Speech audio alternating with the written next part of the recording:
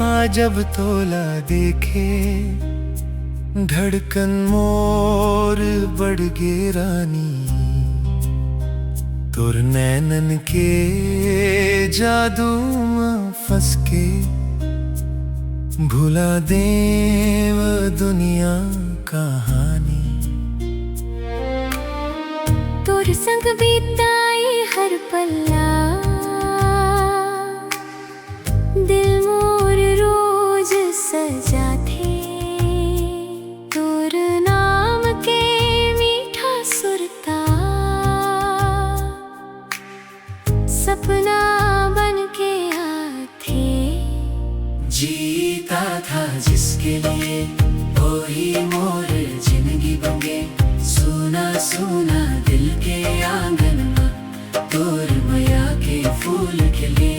जीता जिसके लिए वही मोर सपना बन गे।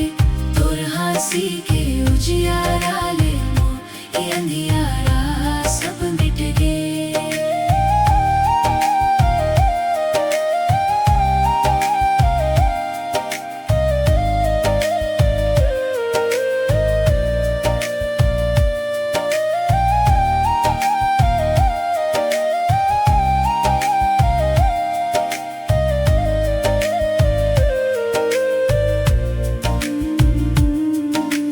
बरसत पानी ठंडी हवा में तोर संग चलना भावे।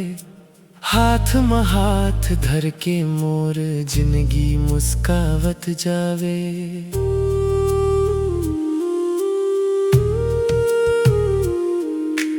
तोर बिना एको पल रानी अब मोलानी सुहावे। तोर माया के रंग मा रंग के मन हर गीत सुनावे।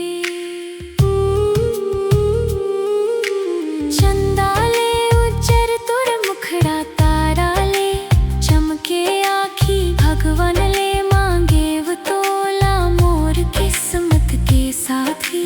जन्म जन्म तक संग निभाबो ए वादा आज करथूं। तोर माया में खो के रानी हर खुशी ला पाथों। था जिसके लिए वही मोर जिंदगी बन गे। सोना सोना दिल के आंगन में तोर माया के फूल खिल गे। जीता जिसके लिए वही मोर सपना बन गे। तोर हंसी